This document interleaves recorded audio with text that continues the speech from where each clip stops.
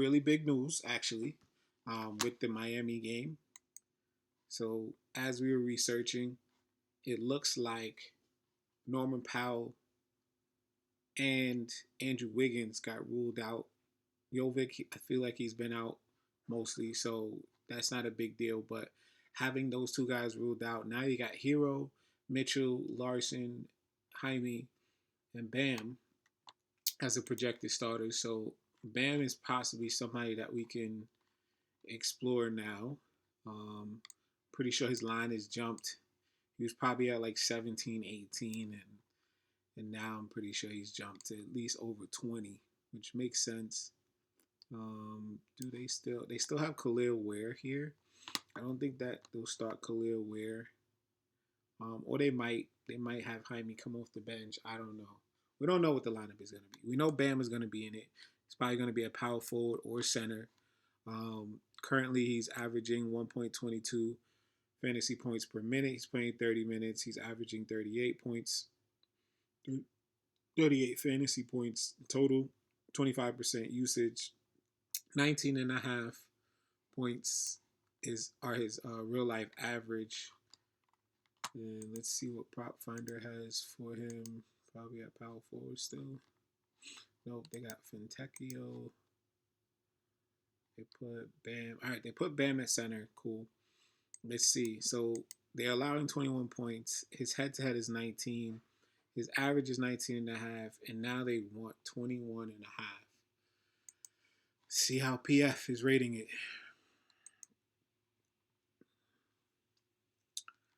So the spread, the high scoring total, the defensive matchup, his season hit rate is 34%. His season average at home is 21.7. But his last five are terrible. Again, all with Norman Powell, but you basically swap Norman Powell with Tyler Hero. It's going to be the same amount of usage. Doesn't seem like they allow a ton of points to the position. They allow basically the average and what they're asking of him right now. Bam is not a prolific scorer. He's a decent, scorer for his size, but he's not prolific by any means. It doesn't look like something we're gonna touch. Hero, on the other hand, let's see. Like I said, we don't know his minutes, but let's Google him. Tyler Hero. Let's see if they say anything about his minutes. Expected to make season debut. Virgin making his debut, but Powell is out. Turn. Back-to-back test highlight. Upgraded to questionable.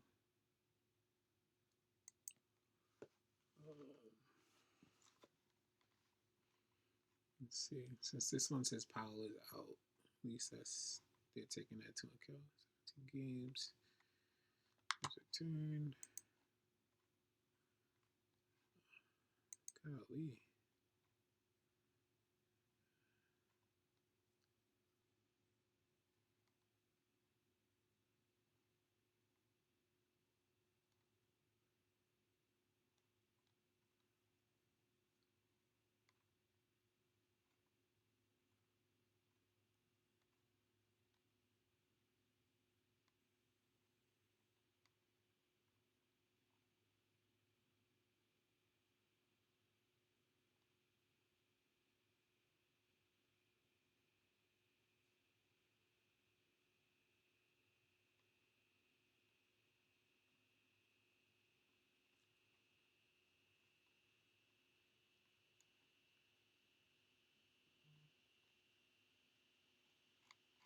Okay.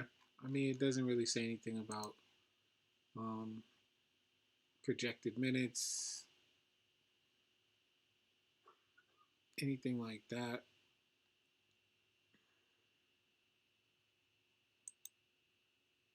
Nobody's really gonna know. They're probably gonna play it by how he feels. Um, but I guess I'm just trying to get a sense of like if they expect 20 to 25. I mean, and his line. Let's see. Do they even have him in? They got Jaime there, shooting guard now. They got Peter Larson. They're not even showing him in yet. So Let's see what they have his line at on FanDuel.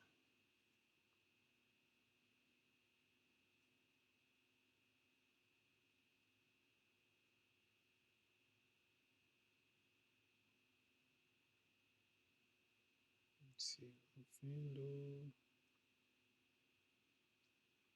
Miami Heat.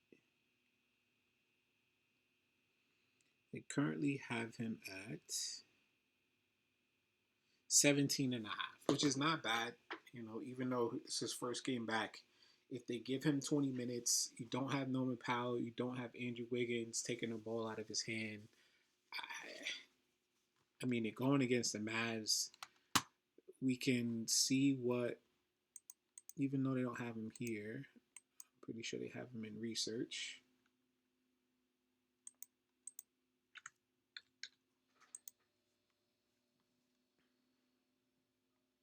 Okay, so they don't have him at all. So it's a tough spot to put him in. But what we could do is we could at least check Stat Mules to see hero game log versus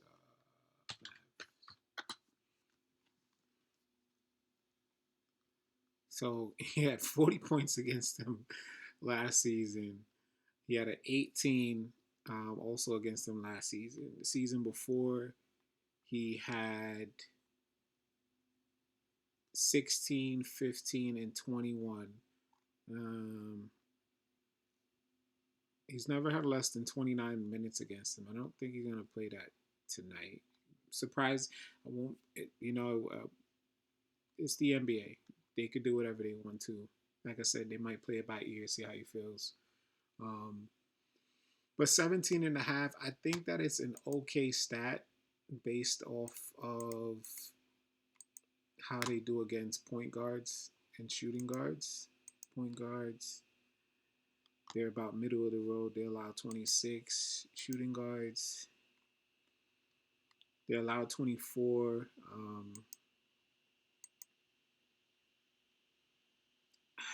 I don't know where they start them, but 17.5. I wish it was like 14.5, 15.5 even. 17.5, I'll write him down as okay, just because I think his usage will be there.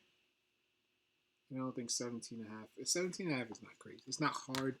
That's the thing. Like, when you look at these points, it's not hard for some of these guys to get there.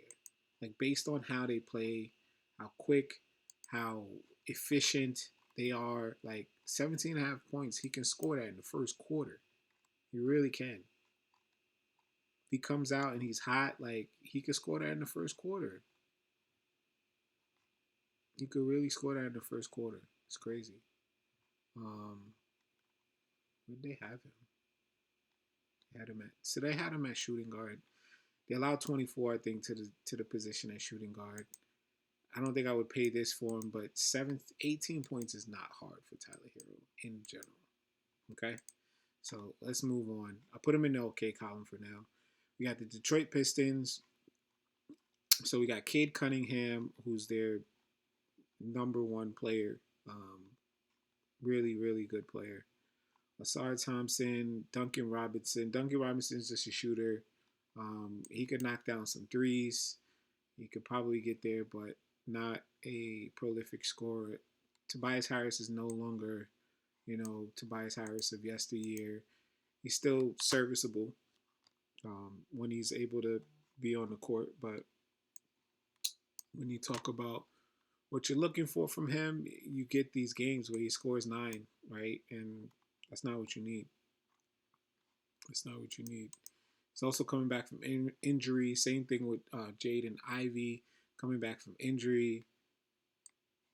Now, Duren, who is second in terms of fantasy points per minute output. Rebounding is a big part. I think he also gets blocks, but he's averaging 20 points a game, and he seems like he's ready to finally make that leap.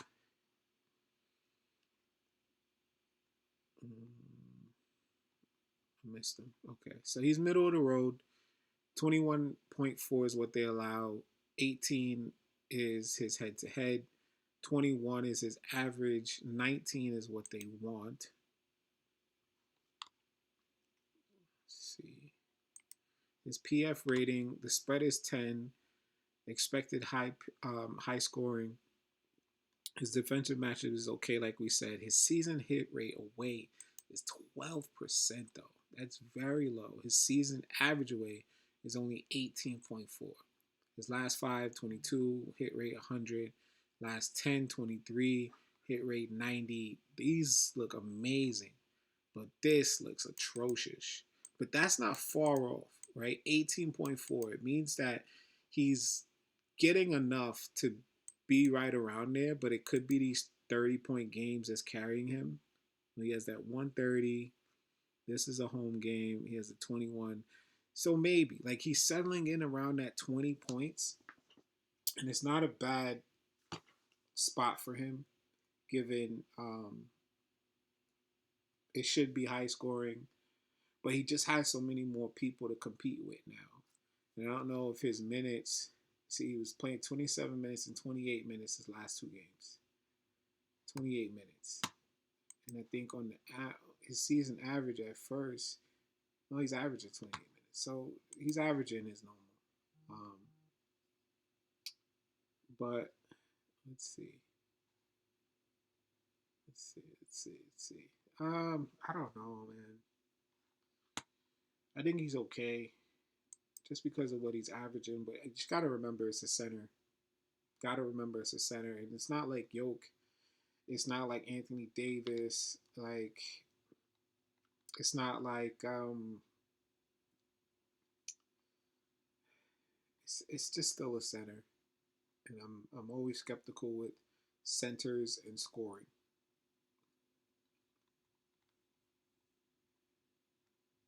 So, hmm. I mean, you would say 17 and a half, right? 17 and a half is not bad. I'll put him down. Oh, Cade. Sorry, I said we're going to check as soon as we see somebody. So Cade looks nice, right? They allow 28. His head-to-head is 26. His average is 28 or 27, if you want to say, and they're asking 27. His PF rating. You see his usage. We saw his how many points he scores. High scoring point guard, great position. Season away hit rate 51%. His season average away is 27.3. His last 5 averages 32. So he's trending up. If anything, his last 5 hit rate, it's only 60%. Thought it might be a little bit higher. His last 10 average is 28.7. So again, like I said, he's trending up in points. His last 10 hit rate is 60%. So Cade we'll put down as a great tonight. Even with those guys back, to be honest, even with those guys back, and if anything, I think having those guys back helps him both scoring and assisting. Takes the pressure off of him. Now he can shoot his threes like he likes to shoot, which I don't. I don't think Cade's a great shooter. I think he's a good mid range. I think he's great at finishing. I will say that. Um, but he's not a great 3-point shooter, or maybe he is now. Honestly, bro, like I used to watch Cade shoot, and I would cringe sometimes when I saw him shoot. Okay, I mean 3 for 6, 2 for 11. You know what I'm saying? Like 1 for 4, 2 for 6, not great. 3 for 9, not great. 3 for 6, good. 2 for 4, 1 for 7. You know what I'm saying? Like he's not a great shooter, 3-point shooter especially. Stick to the paint, but I think it'll be easier for him now with those other guys. And Durant also being able to score the way he's been scoring. So next game, let's move on. We have the New York Knicks. We got my team, 14 points, 14-point spread against Brooklyn in Brooklyn. That's what's up. New York versus New York. Another one of my teams. They expected to score 121. They normally score 120.8. Third in offensive rating. The offensive rating has gone up, which is awesome. And they just got Brunson back, which is nice. Their pace is middle of the road, below average, I would say.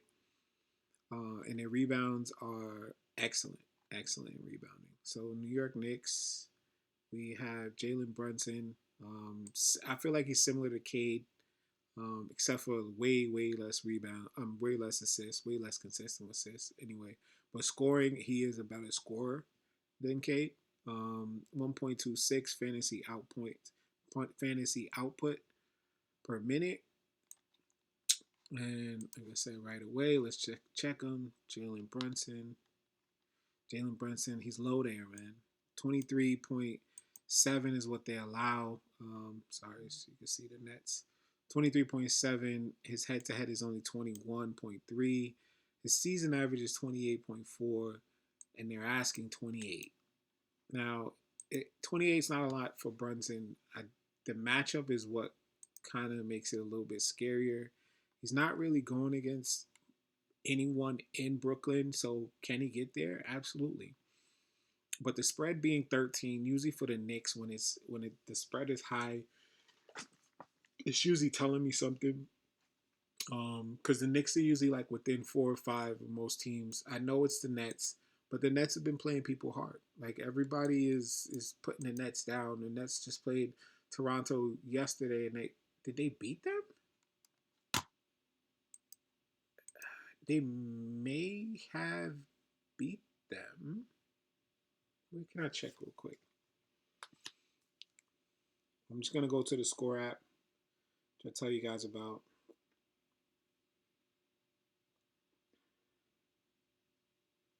No, they lost to Toronto in Toronto. But the Nets have been keeping up with most teams, right? So there's something about this spread that's telling me, and I'm not a genius by any means with spreads and stuff like that. I don't typically bet spreads and game lines and things like that.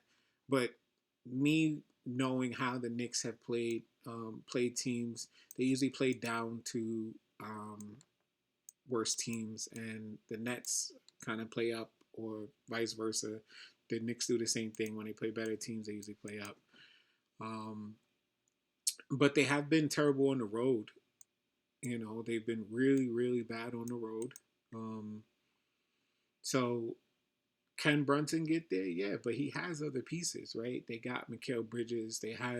Um, they have Towns. They have McBride if he's playing. They have Jordan Clarkson. If he's hot. They have these other guys who can kind of produce, and this is this looks nice, right? This all looks great, but the matchup itself doesn't look great. Like, and I can't recall when I've seen a matchup so far against Brooklyn and the point guard like really outdo what he's expected to do. So um, I don't even really want to put Brunson in the okay column, especially since his head to head is only 21.3 as well. So, and he's been with the Knicks for a few years now, and that just tells me that when he plays Brooklyn, he doesn't really go off. They have McBride, they got Bridges, they got Towns, they got Robinson, and they got Hart. So those guys, I think it might be kind of an all around good game to watch, just because it's New York versus New York. But I'm not sure that um, Brunson is where I would go today for his points anyway. Bridges, he's been playing well. He's been pretty consistent. They're saying shooting guard. Do they have him there? They do, right? So to the shooting guard position, they don't do well. So they allow 30. His head-to-head is 13.8. He's going back to Brooklyn where he was before he got to the Knicks. His season average is 16.3. They're asking 16.5, so basically 17. Let's see what the PF rating is for him.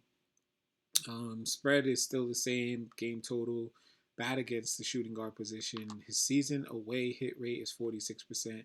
His season average away is 20.4. Now he's not trending. He's trending up a little bit, but it's not still the best, right? His last 10 average is only 14.9, and his last 5 averages 15.6. And they're asking 16.5.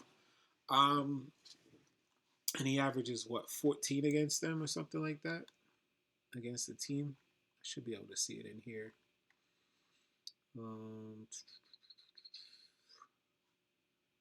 Defense.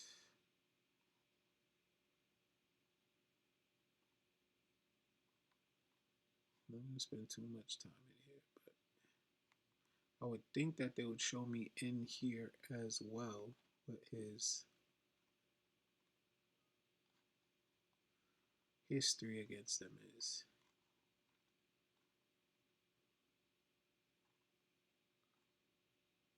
Game history, shooting guards against them. Analysis, maybe. Without Anunoby, his points have gone up to 19. And it's been 3 games. So that's good, though. That is good.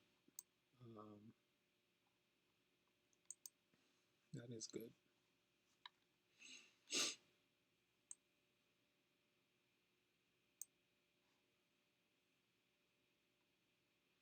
He averages 13.8 against them, so 14. They're asking for 17. It's not bad, but you still got to compete with Bridges. I mean, you guys still got to compete with Brunson. You still have to compete with Towns. I can't say that it's an amazing spot for him. Who they still have Shamit here? Oh no, they said they started Clarkson. It might be Bridges. It might be Clarkson. Neither one of them is very attractive. Anyway, but I do like that their offense. That's one of the things I think that I mentioned is like the offensive efficiency is there, right? So I think that I would hate not to get anyone, but again, that spread usually for the Knicks is kind of is usually scary, and I hate to jinx it, but usually it's like for the other team. It usually works in favor of the other team, which is crazy. Let's see Towns. Towns is usually the next guy. So Karl Anthony Towns, they allow 23.3. His head to head is 26. His average right now for the season is 21.7, and they want 24. Let's see what his rating is. His away is 15. Season average is 18.2. Now he's stepped up a lot in the last few games, but it doesn't seem like it, right? His last 10 average is 23.5, but his last 5 average is 23.6. So he's literally right there at what he's scoring, what the points are that they're asking of him, and he has a 40% hit rate of those two. He's probably going against Claxton or Clowney. Like I said, the Nets played yesterday.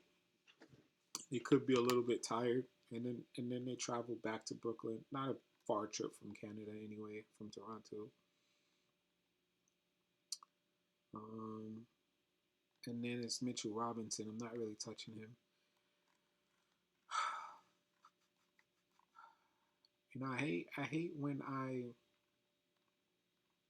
unable, and it's not because it's the Knicks, but I hate when I see really good numbers like this, and then I'm not really seeing anything that's attractive in the matchup.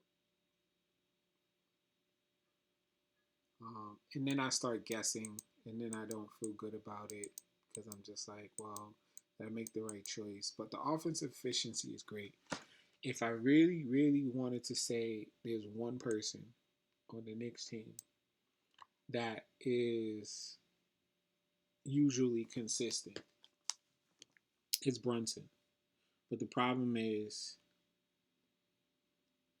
what they're asking. They're asking 28. Can he score it? He can. The game total is projected to be 229. It's high, but it's not that high. It's not like Bulls and Pelicans, which is 244 and a half. You know what I'm saying? Like that's a high total. If anything, their 228 is third lowest on the slate. No, sorry, fourth lowest. fourth lowest on the slate out of 10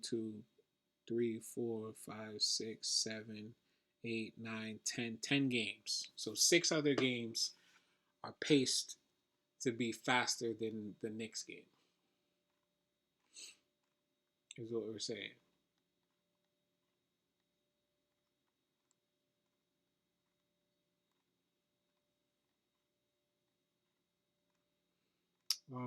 Let's move on for now. But it's usually Brunson, Bridges, and Towns. Who do they have? They got Hart starting there, but sorry, they have Hart starting there, but I don't think that they start Hart. Haven't started Hart. So it's either Hart, McBride, or Clarkson, whoever starts at the shooting guard position. Um, Shooting guard or small forward position. They have a decent matchup. Yeah, they all have a decent matchup. Golly. Bridges, I guess you could make a case for Bridges. It's just tough because he's right there, but you're talking about the number 3 option, right? And once you start to get to the number 3 option, I want this number to be a lot cheaper. I usually want it to be a lot cheaper. But because they could turn around and then everybody scores, 15 to 20, and that's a great look for the Knicks to have them share the ball that much and do that much.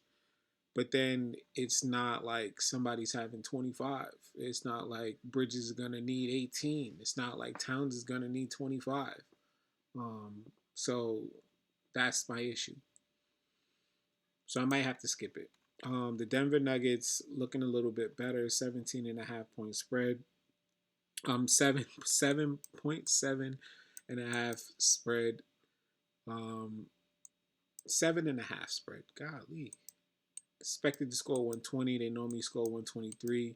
They have a great offensive rating, similar pace to the Knicks, similar rebounding to the Knicks. Now, if they were playing each other, it'd be a different story. But now you have Jamal Murray. We should see here. Yep, you got Jamal Murray. He's also a scorer mostly. He gets some assists. He gets some rebounds a game. They have Cam Johnson, who finally had a decent game last game. Um, his stats are not going to reflect that. And I don't know if I want to read too much into that last game for him just yet. I think I need to see some more consistency before I start taking his points total. It is, I should note that Aaron Gordon is still out though. So that does kind of play into that narrative that he'll get a little bit more. Peyton Watson, I'm not sure if they started him last game too, but he's been doing okay in his spot. Spencer Jones is who they say here. Let's see who they have projected actually. Yep, they do have Spencer Jones projected as small forward for them. And then we have Jokic. And let's just check. Jokic is just, we don't even have to. He's the best center in the world. So 25 points, 26 points is essentially what they allow. He scores 18 against them. His average is 23, and they're asking 24. It's a lot of red there for the point total that they're asking from him. But now, once you go to the PF rating, the spread, it's funny that they got the spread as red, but it's expected high scoring. They're not that great against point guards. His away rating is 38%. His season average away is 24.1. His last 5, which he's trended up from the last 10, is 24.4. And his hit rate is 40%. That's also trending in the right direction. Now, Jamal Murray may not be a bad option. It's middle of the road. But his usage is there. The game, the pace of the team is there. The scoring efficiency is there. There's no Aaron Gordon. Um, he scored 23 the last game against Sacramento. Houston, he scored 26, which I'm a little surprised about. His minutes are up. He scored 16 against the Pelicans. I guess the problem is I guess I would put the Grizzlies in a similar boat. They do kind of play each other kind of tough. It could be a West thing. It could be a they step up thing. But I did remember seeing Jokic pretty low there, which isn't great for his outlook tonight. But that could mean a good spot for Jamal Murray, and it's not. It's not bad. You know, it's not bad. Um, let's see why there's anything contributing to his low scoring output versus them. Jamal Murray versus Grizzlies. Pretty sure they still without Ja. Pretty sure Jaren Jackson is out. Jaren Jackson is questionable. But look at the team, man. That's the problem. Look at the team. Look at the team, dude. Look at the team. Look at the team. Look at the team. Look at the starting lineup. But then again, look at their starting lineup. I mean, you really only have Jamal Murray and Jokic. So that's the point.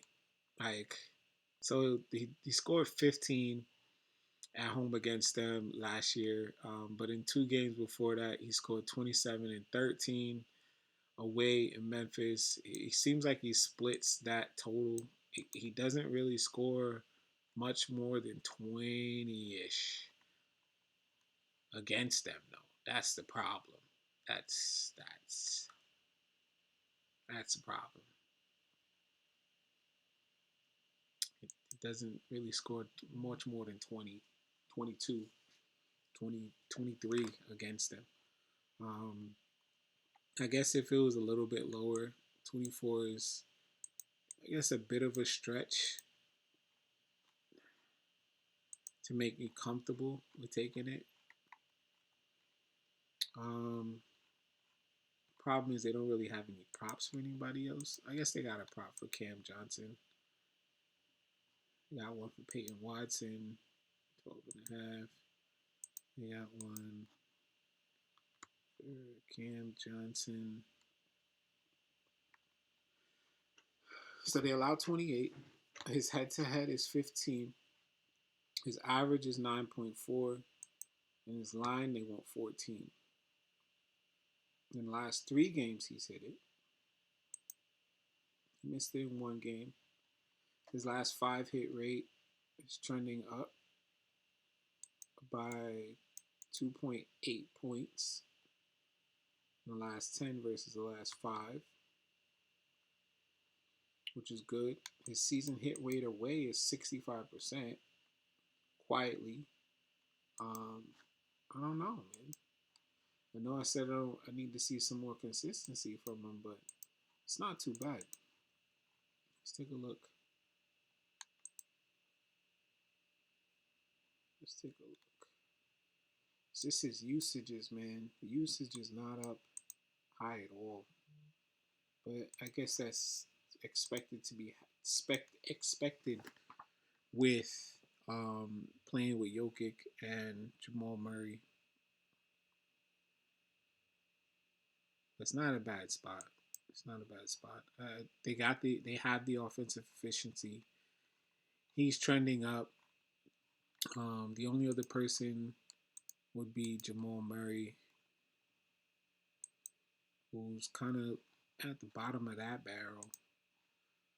His points trending up by 3 though. 3 would just get him there. Cam Johnson's was also just getting there, I believe. So it's It's not great.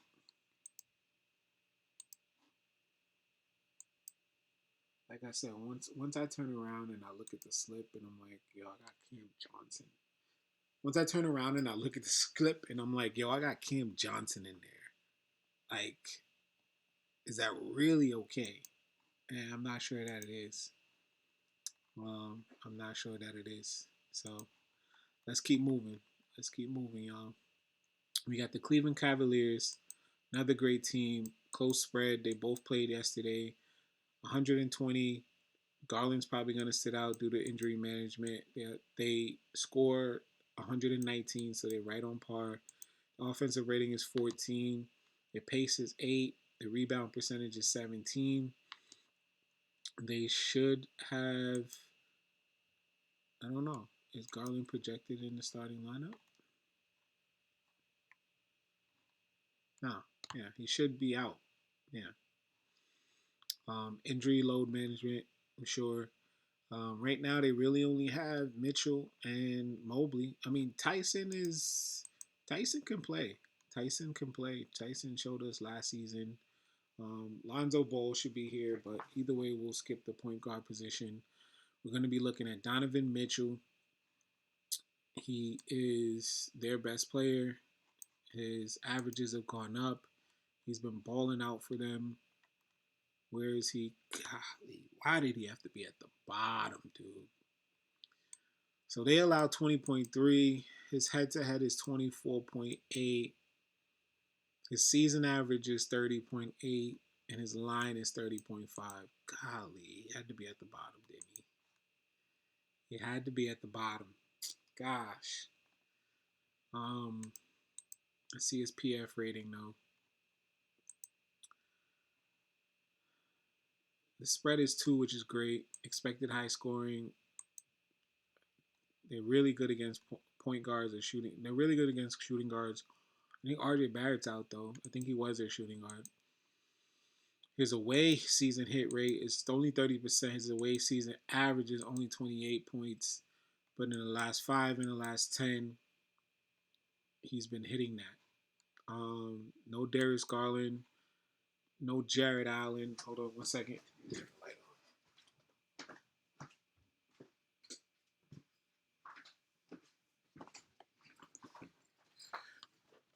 No Jared Allen, but he's not taking away from shots from Donovan Mitchell anyway. But, oh, man, to be at the bottom of the barrel is it's kind of annoying, man. It really is. Makes people like Anthony Edwards right here look a little bit better. Like for real. Let's check Tyson. Jalen Tyson. They allowed 21. His head-to-head is 7.5. His averages, but that's again like me looking at the slip and seeing like Cam Thomas, and I'm like, yeah, this looks all right. This is looking good. Let's just check Evan Mobley real quick. I don't know why they have Dean Wade, but they're middle of the road. They allow 18.6. Then that means they have Evan at point power forward. He's not going to start at power forward, but his head-to-head is 16 and a half, 16.6. He's averaging 18, and they want 21. Could both of them get there? It could. But am I going to take that chance? Based on Donovan Mitchell's last 5 and 10 are the only reasons I would take that chance on Donovan Mitchell. So I'm going to put down Donovan in the okay.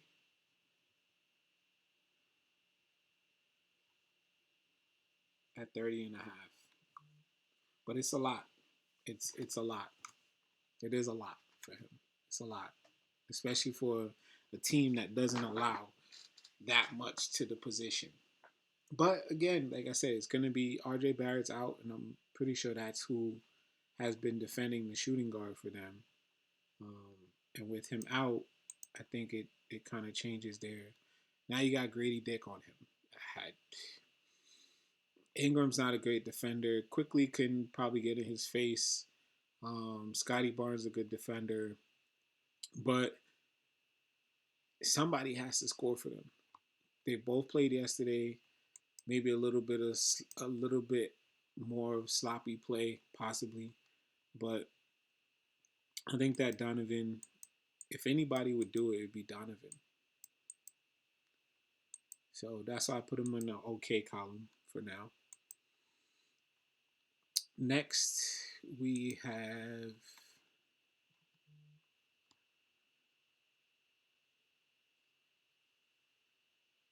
the Bucks. Still no Giannis. They projected to score 119. They normally score 117, below average on both offensive rating and pace. They're going against the Portland Trailblazers. Should be Ryan Rollins as the starting point guard. He's been playing good with Giannis out. Let's just see if they reasonably price his line, which they may not, and they would be very justified in not. Yeah, they want 24. They allowed 27. His head-to-head is 5.5, which is before he was starting. But his season average is only 18.6. Let's see what the PF rating is. He's trending up by 3 points, but I mean, they want basically another 2.5 points, and I'm not sure that that's there. I'm not sure that meat is on that bone there just yet. What was I looking at? Milwaukee. AJ Green. Let's not. Kyle Kuzma. Let's not.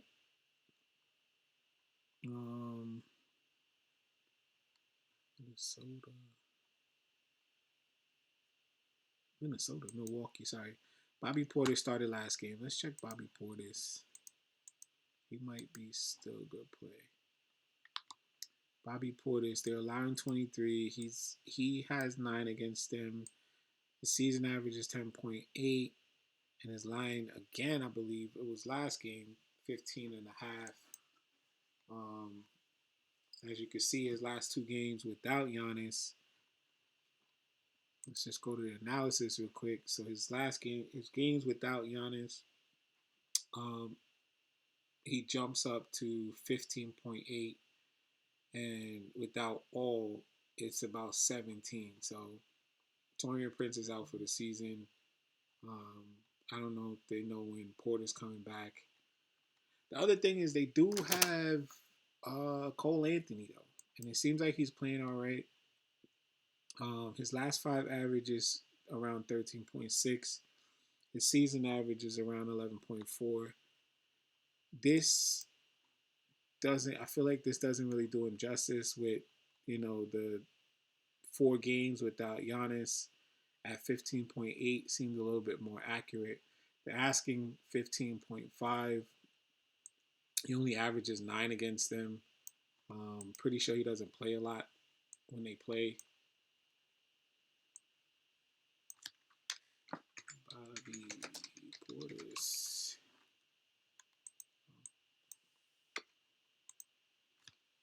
Game log versus Bobby Portis game log versus golly Trailblazers.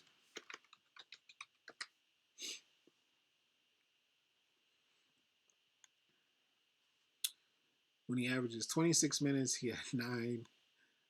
22 minutes, he had 11. 31 minutes, he had 12. 24 minutes, he had 13. 32 minutes, he had 17. 24 minutes, he had 30. I don't know, man. It's tough. Because, like I say, usually without Giannis, Portis is kind of money. Giannis played in that game. So it's like a lot of these games, and I can actually do it. Versus Trailblazers without Giannis.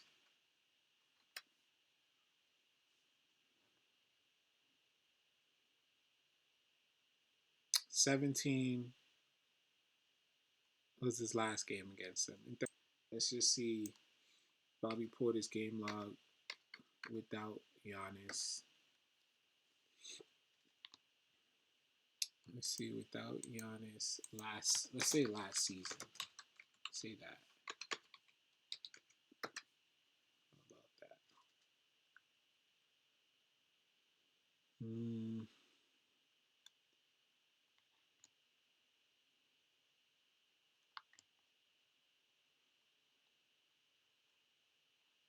So last season he had 21, he had 11, he had 34, he had 19, he had 18.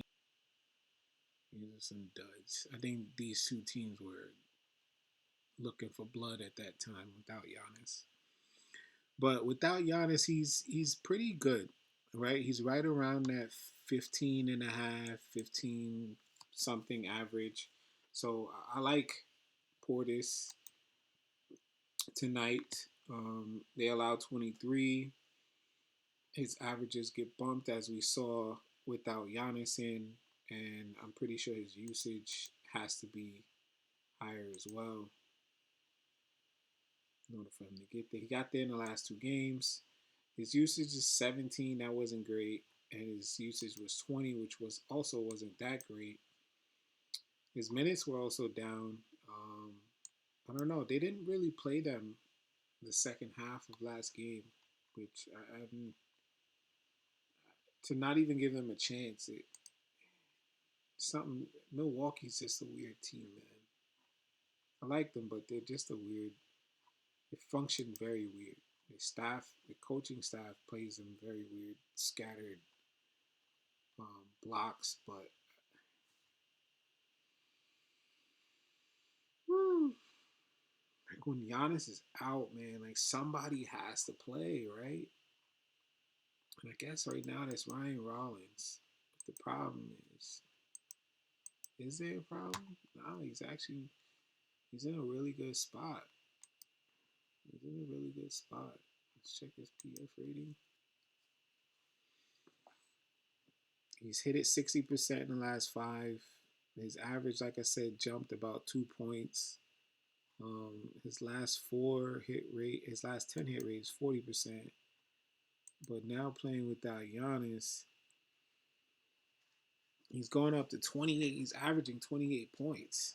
So in 4 games. So I don't know, man. I think that's good enough for me to be like, yo, Ryan Rollins tonight. They're not that great against the position. I don't know if Drew Holiday is supposed to be coming back. He's a good defender though. Shaden Sharp, who got ruled out. Drew Holiday is already out. So I think that Ryan Rollins is another good play. I might do 22 and a half, but I'm actually going to put down Ryan on the great at 22 and a half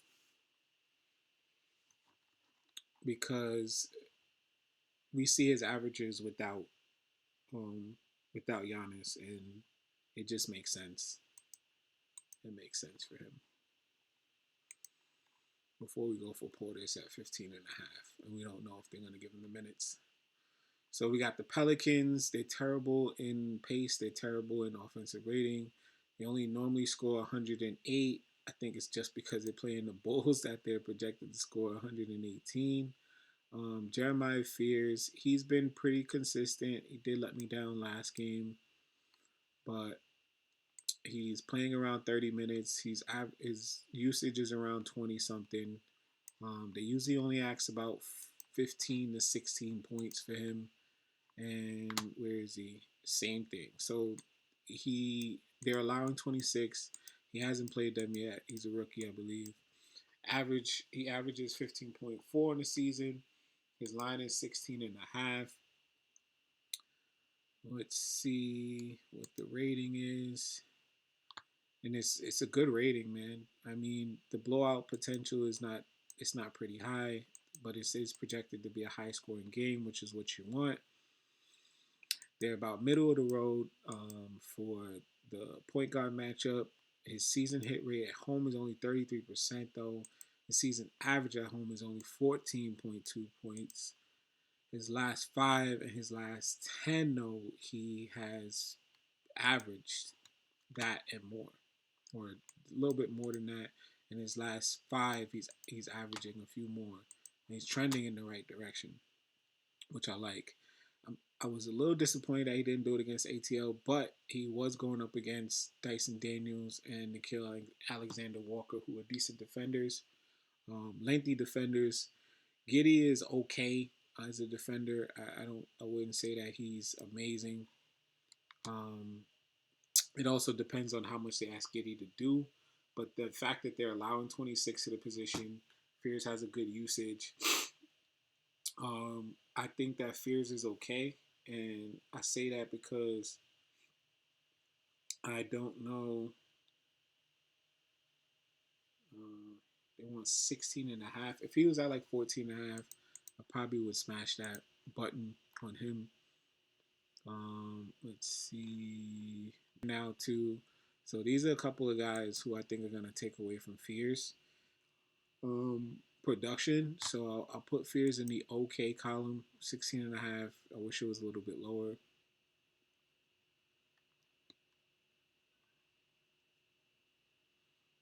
Trey Murphy. Now he's somebody that we typically like. Trey Murphy. They allow 27. He averages 32. His season average is 20.2, and they're only asking 20.5. Trey Murphy is somebody who's looking really good. His last five, he's been trending down though, which is interesting. And that's probably because Zion played in the last two games, I believe. But there's definitely a lot more green. There's a lot to like here. His season hit rate is over 54. It's over 50%, not by a lot. His season average is 21, so it's very, very close. His last 10, he was at 23.5. I feel like that would have been nice to keep it around that um that average. His hit rate went down by probably about a game or so. Um, but he's really close, right? That's literally like 2 points there he needed, 3 points there he needed, 1 point there he needed.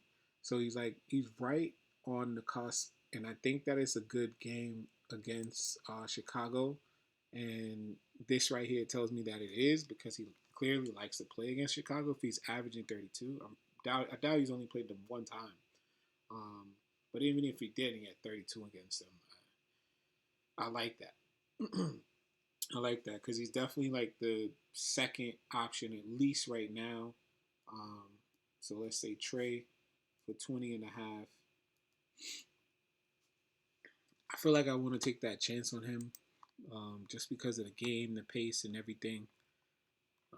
And we don't really have any. We do have Kobe White from Chicago, but on the opposite end, I think that they'll be able to keep up with them for sure. And it's going to be in New Orleans, so I don't know. They have PV, but then you have Zion.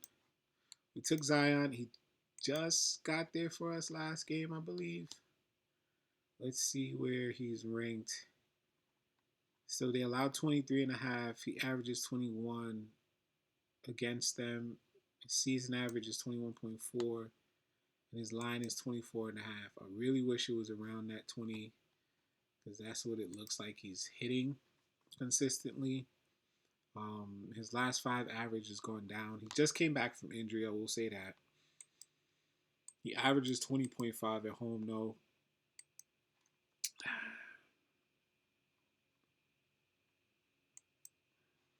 I think he might cede a little bit to Trey Murphy and to Jeremiah Fears. I'm pretty sure he can hit it. He surely can. But I think I like their points better. No center. There's no center on them that I would like. Queen or forgot the other guy's name. But both are decent centers, but real life, not fantasy for the most part. The Raptors, like we just said against Cleveland, they have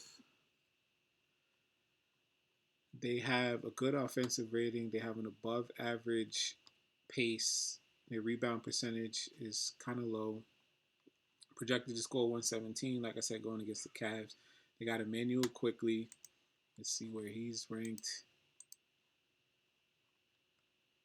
So quickly. Let's do this quickly. He's at the bottom. No thanks.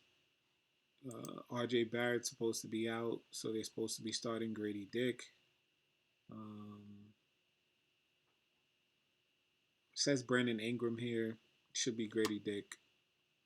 Most likely, Brandon Ingram's going to start at small forward. But let's see. Brandon Ingram averages 17 against them. His season average is 20.7, and his line is 21.5. Let's put that over on small forward. So they allowed 22.1. Let's see. I think without RJ Barrett, obviously somebody else will need to score a little bit more. Let's see, though. His season hit rate is 72%. That's high, dude. His season average is 23.1. His last five average is under it, but by a smidge of a point. His last five hit rate is 60%, though, which is good. His last five average, he trended up. He didn't have a good game for whatever reason against the Nets. I guess slower pace. Maybe they didn't like it. Whatever it was. He averages 17.7 against Cleveland, which is not 17 against Cleveland, which isn't great. But like I said, without RJ Barrett, his his season average seems to go up a bit. Next, you have, I'm not even gonna go back.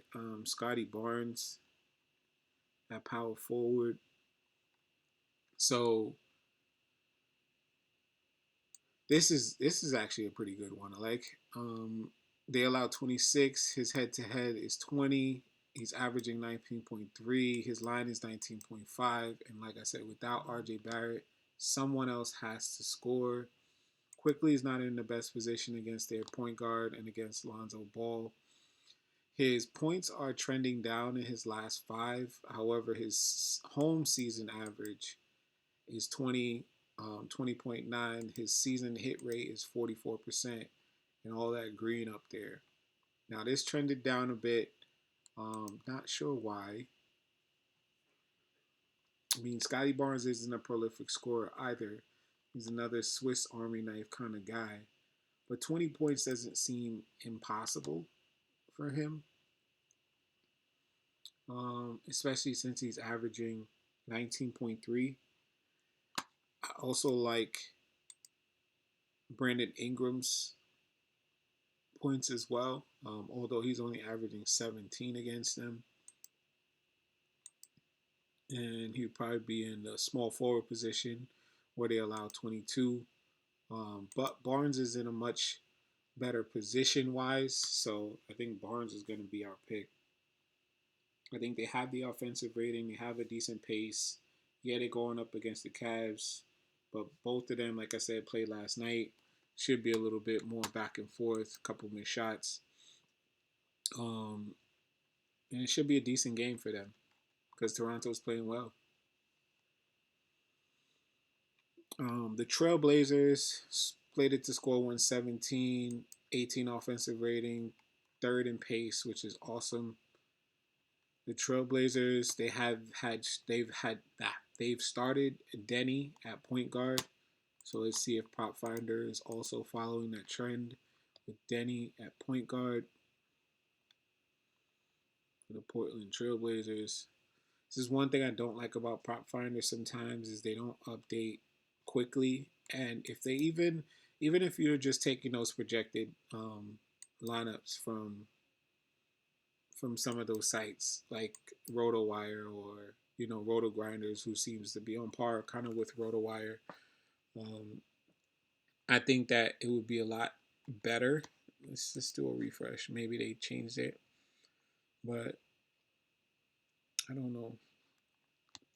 It's one thing I feel like they slack on. Maybe I'll write that in the Discord to have them find a more updated source for projected lineups. So at least that way we had something to go on. because right now they're not even showing an opposing to the position, and that's what kind of sucks. I think they have Denny at probably power forward. Yeah, see, that's not accurate. So head to head, Denny scores 25. His season average is 25, and he won 27. And I don't know how they are against the point guard position. Oh, perfect. So they give up 29, and it looks like it's really green against the point guard position.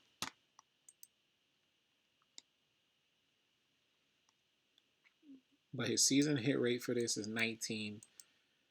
His season away average is 24.7. His last five, interesting enough, without like Drew Holiday and a couple of other guys, has trended down. Um, his last 10 was a lot better. So I might have taken him in the last 10, but the last five kind of have me questioning. Let's check his analysis. So without Sharp, he's at 23. Without Drew, he's at 23.5. Um, yeah, he's been trending down. Like he had 11 against. Oh, it's OKC, but he's been trending down. I'm not really a fan of that trend. Um, with him starting at point guard, he averages 24 against them. They're asking for 26 and a half. It might be a good like 25 spot, to be honest. Um, it might be good at like 25, but I think above that, and I don't want to read too much in it, but I think above that it might be risky. Mm,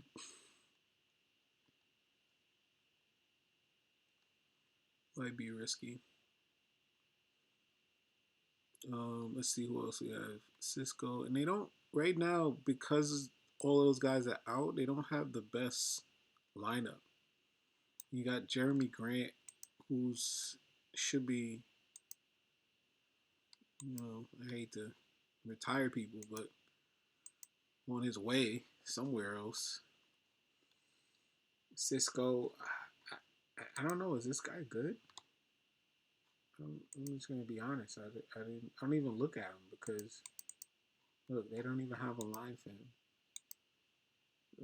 There's no one there, and it'll be clinging, I believe, for center. Yeah, I don't like that. So the only person I probably would touch is Denny.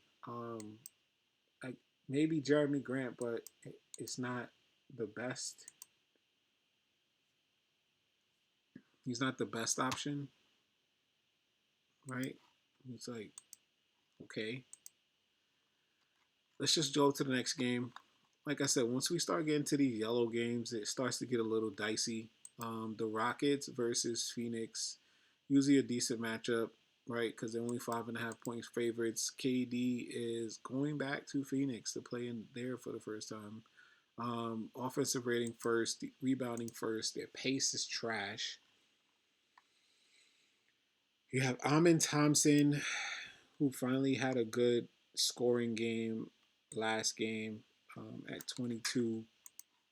Not the best. And then you had Josh Okogie, no thanks. You have Jabari Smith, no thanks. You have KD. Oh, wait, we skipped KD. Is he not playing? Oh, maybe KD is out. So, with that, let's see who they have projected to start.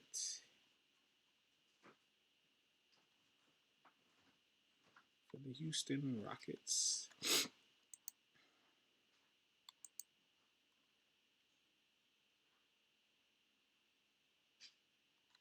I hate the Rockets symbol in this one too. But I'm not bugging, it's just not there.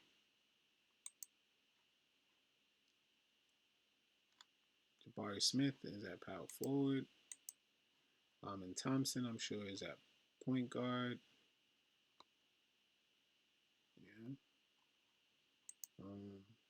Shooting guard, Okogie. Small forward. I'm not bugging, right? They don't have KD. So maybe KD is out tonight.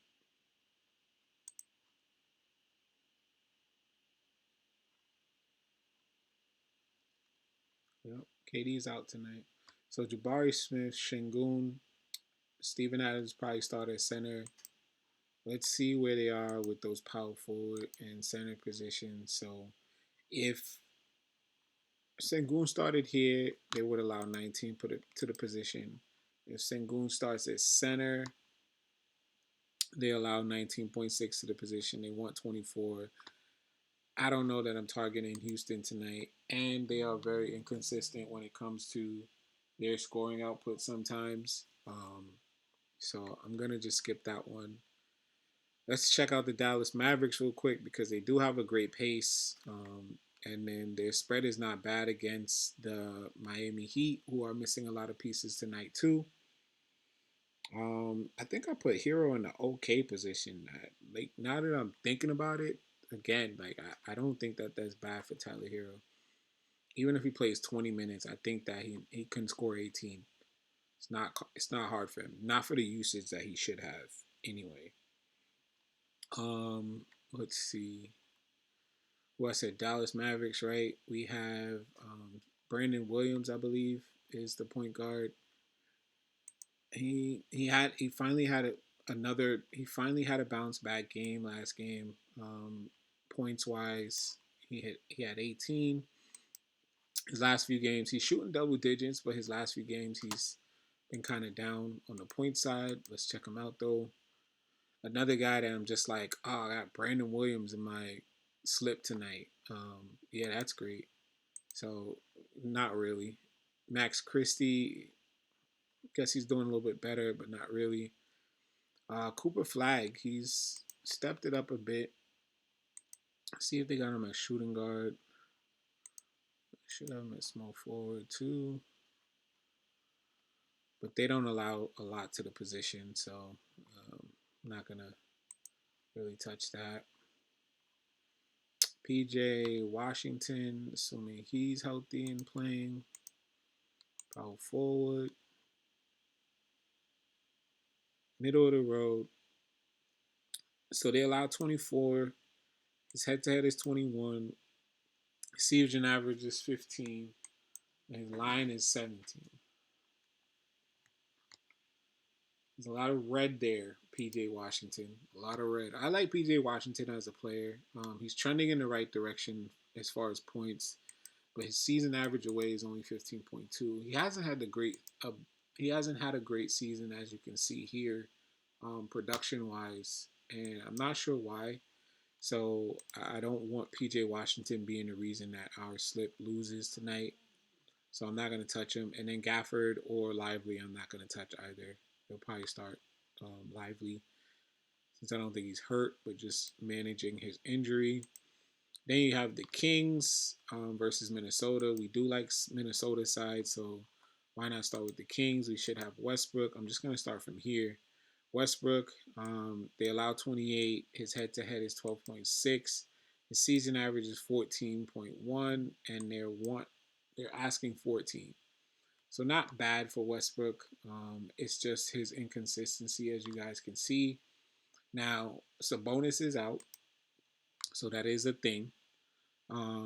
He's trending in the wrong direction, though. His points went down, although his season home average is 14.6 and his hit rate is 58%. The good thing is he does have a high usage without Sabonis, of course. So without Sabonis, he's averaging 15.3 and they want 14. And the season average is 14.1. So it's not bad. I can show you here. Like I said, he had a great game against Denver, his old team. He still only played 29 minutes, but he had 21 points. But you see 11, 7, 14, 13. Like it's not great. It's not great. And it's Russell Westbrook. So it's a tough one for me. I like Westbrook. I've liked him throughout his career. So and to say that Russell Westbrook is not going to score 14 points, it sounds Sounds crazy. Zach Levine, not bad, right? He is in the red, but he scores just about that against them. They want 20. Um, he's going against his old team, Timberwolves. Let's see, DeMar DeRozan. I think I'm done with DeRozan for at least for the season. Like he's just they allow 21. They allow 20.6. His head to head is 21. His average is 17.9, and his line is 16 and a half. The problem with the Kings in general is that you just don't know who it's going to be some nights. Um, he's trending in the wrong direction in his last five, but his season hit rate is 70%. I don't know how. I don't know how. I mean, I can see this. I can see this. I see how, but it's just it's he's been bad. He's been bad, dude. He's just been bad. I mean, these two look good for that, and even this doesn't look too bad. But again, to say that DeMar DeRozan is gonna lose this a slip. Now Keegan Murray, oh damn, kind of low, but that's low too, right? Considering he came back, his 2 games back, he had 11, he had 19.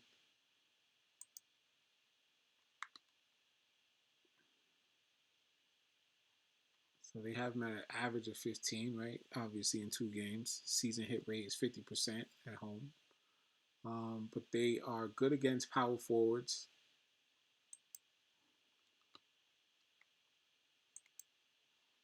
keeping them to 19. That's against Julius Randle. And then I think at center, they are still starting Eubanks, right? Yeah, so we're not touching Eubanks. So the only person maybe I would be interested in because he have the ball in his hand is Westbrook. Um, Schroeder had a good game off the bench. Malik Monk had a decent game off the bench. So that's the problem with the Kings. They just you don't know who. Um, I mean, once the game starts and you see Westbrook has 8, and you're just like, fuck, I could have easily taken him for 14. He just needs 6 more points. But even sometimes that 6 more points is hard to come by. Hard to come by. So I think we're better off not touching Sacramento Kings tonight. Um, Even against Minnesota, like I said, Minnesota side I like some people, but the Kings, it's hard. Let me see Levine real quick. Levine was in the red, right? Yeah, I don't really like that. I like taking people in the red, but let's see. Yeah, see even him. Like it's something's up with Sacramento. I keep saying it. Something's up with them. The Memphis Grizzlies, they don't have a lot of known pieces right now. The Utah Jazz, like I said, they just played last night. You want them to keep up, but if they don't, then you're going to be mad. The Pacers, okay. Actually, let's take a look at the Pacers. Nemhard, he had a great game. Um, he had a great game against Cleveland. Awesome. I like to see that for Nemhard. He's disappointed. He's frustrating to own though, to take at any point. But let's see where they have him. Andrew Nemhard. So they are pretty good against the point guard position, especially when you're going against Cade. The head to head is 11.7. The average is 19, and the line is 16 and a half. They want. Like I said, he had 32 last game. Not sure that I'm going to go with that again. And then his last 5 hit rate is 60%. His last 10 hit rate is 50%. Why are you acting like this? The spread is 10. The season hit rate is 17. The season average is 14 points. Um, yeah, I was talking to wifey. She's sneaking around. But his last 5 average is trending in the right direction, but they don't allow to a lot to the position. Um, so I mean they're right below the yellow, but his head to head isn't great against them. And I'm pretty sure he started at some point against the Pistons. His season average is what kind of saves him right now. He's trending in the right direction, which isn't bad. But I do think that I may like um, Matherin more, right? And this is why. They allow 28 to the position. His head to head is 20. His average is 26, and they want 21 and a half. So Benedict Mathurin has been balling since he's come back. Look at all this green.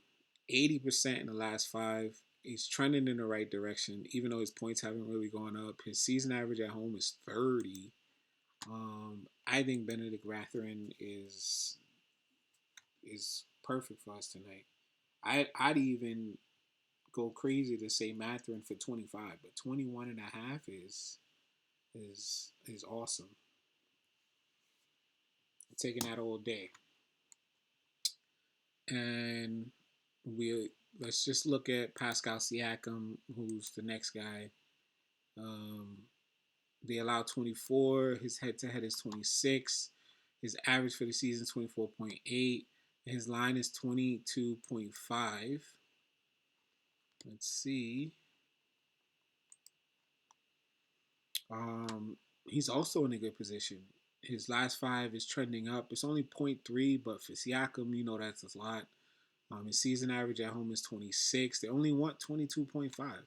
So this is a spot, right? The fact that I really like Mathurin and the fact that Siakam is really grading out. This is a spot where I see guys sometimes miss by 5 because they're competing against each other for points. Now they both have to score.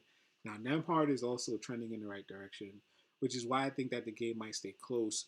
But I think that it might be Mathurin and Siakam that are the beneficiaries of that um, good game or hard work from them playing together. I think that now that those two guys are back, the Pacers are playing a lot better. They're being way more competitive.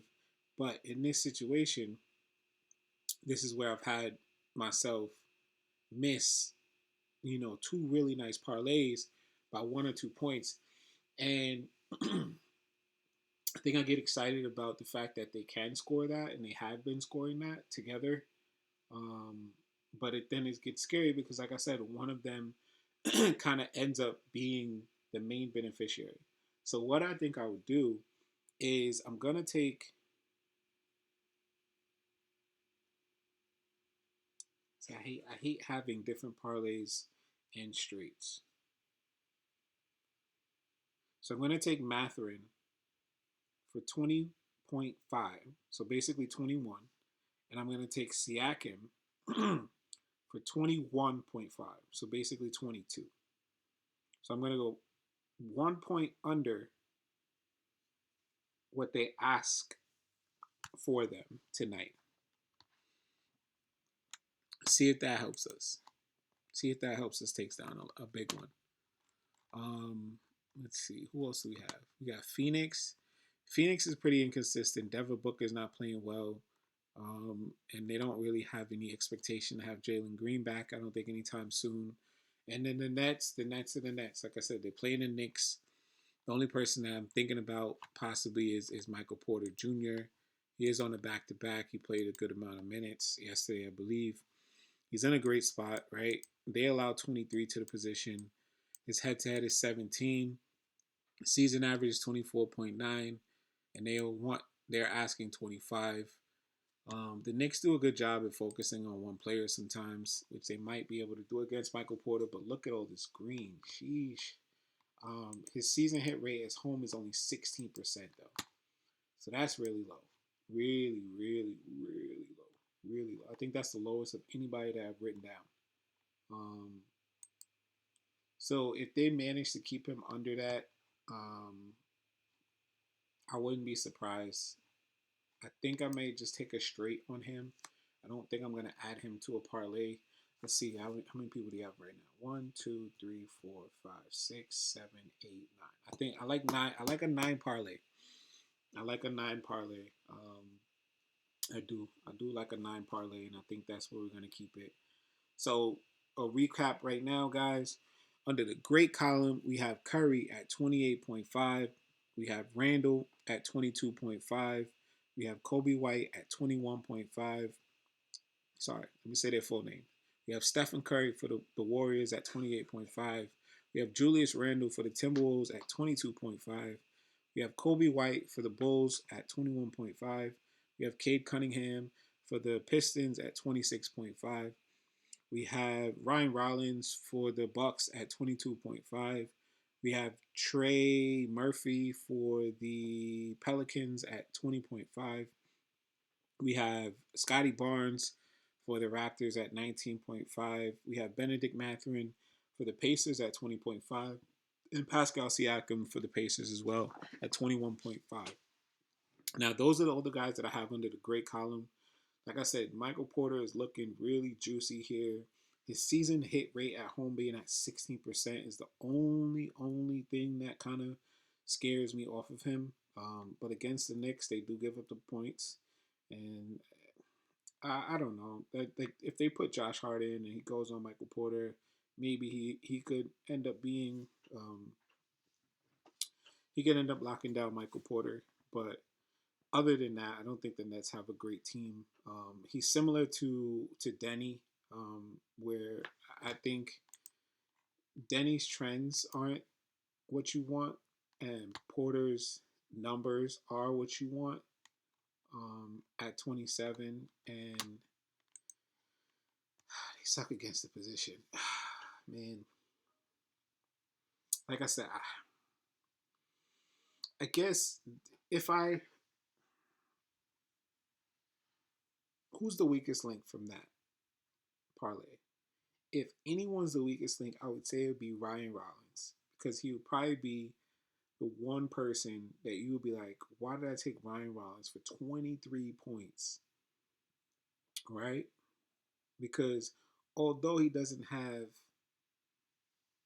um although he doesn't have Giannis, he's going up against Portland, who's a season team, right? They start Danny, they start Kamara, they start Jeremy Grant. Like that's a seasoned team versus the Bucks. And Ryan Rollins is hot. He's trending in the right direction. You want all of that.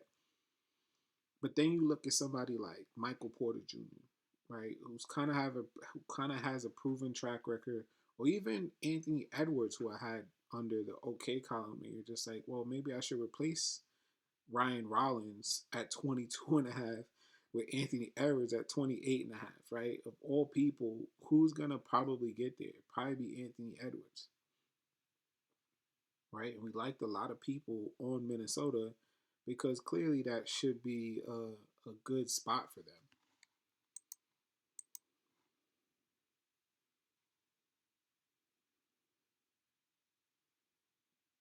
So what we're going to do is Ryan Rollins is good, but we're going to put him under okay. Because if they had him at like 18, then maybe 18, 19, 20 even. But they want 23. You're putting him in the same category as somebody like Pascal Siakam. You're putting him in the same category as somebody like Julius Randle. You're putting him in the same category as Kobe White. You know, damn near Cade Cunningham. So if you're only asking those guys to get you six more points than Ryan Rollins, I'm betting on them every time. So if I'm putting my money on somebody, I'm going to expect it to come from them. Like even Trey Murphy, they only want 20 and a half. Ryan Rollins, they want 22.5 points. So he's more of an okay. And this is me going through my thing afterward. He's more of an okay than he is a guarantee for me. Um, and like I said, I like Hero. I like Hero as well. I like Hero and I like Edwards. And it's like I'm torn between the two of them.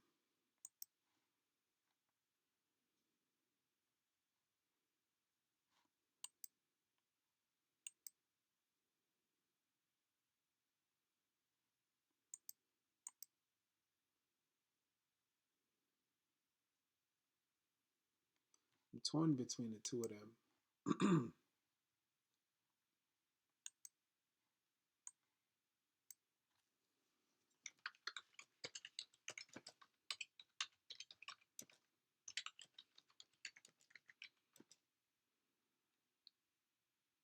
What are we playing again? The Kings, right?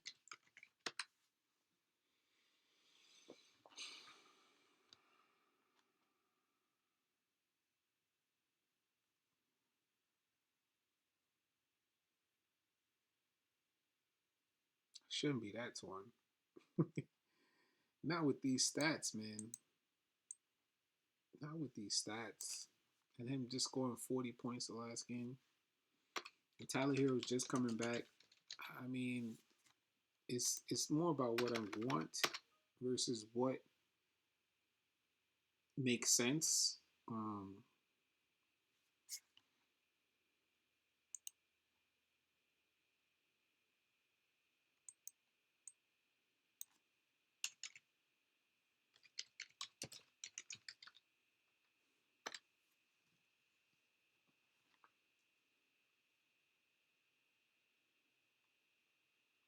I mean, they both have good games against them, even when they're playing with each other. So, you know what I'm going to do? I'm going to go back to the other rule, right? So now that we had Julius Randle for the Timberwolves as a great, we're going to change his from 22.5 to 21.5. We're going to add Anthony Edwards to the list. His line, they wanted 28.5. We're going to go for 27.5. Ryan Rollins, we're going to cross out from the great column.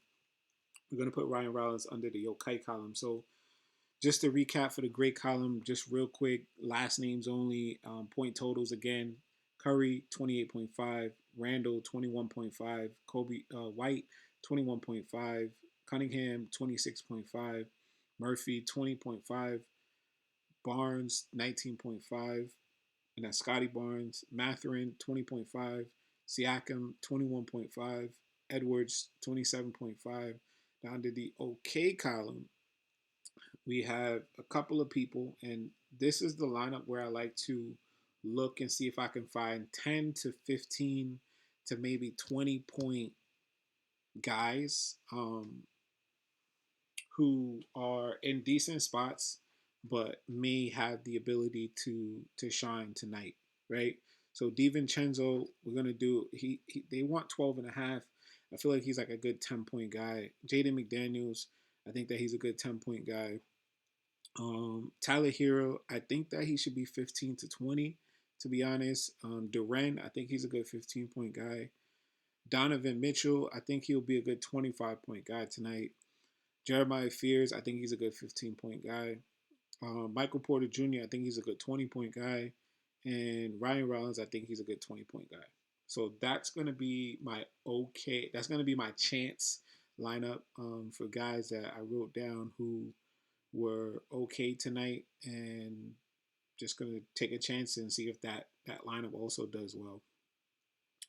But the great lineup, I always play those guys straight. I'm going to do a straight bet on each one of those to hopefully balance out if we lose our parlay or if we lose some of the other bets that we have tonight. I'm going to do a straight bet on all of those guys as well to hopefully balance out and possibly still win. So the logic behind it is if you bet in straight bets, have 9 people, say 6 of those 9 people hit. If I put $1 a person, most of those lines are going to be close to me making, 70 to 90 cents on each of those. So if you do 90 cents, let's just take it in the middle. Let's say 80 cents times, and I'm just using this as an example. That's not usually what I bet. 80 cents times, so I said 6 out of 9 hit, right? That's $4.80 versus the bet of $9, right? Sorry, that's $4.80. That's what we would win on each bet. Plus, you get your dollar back, right? So the dollar times 6 is 6. So 6 plus 4.8. That's 10. That's 1080. right? So technically we would make $1.80 on the night. You know what I'm saying? Like, but if those guys manage to all hit, or if they say 8 out of 9 hit, or 9 out of 9 hit, you hit all 9 plus you hit your parlay. So I think that 60% is not, well, it's not 60, but I think that 75% hit rate is not bad. For it's not bad of a thought process that is doable, because I've hit 8 out of 9, right, and I've gotten really close to it 9 out of 9. And what I've noticed is that most of those picks that I go through, they're getting there, and it could just be a smidge of they shot bad.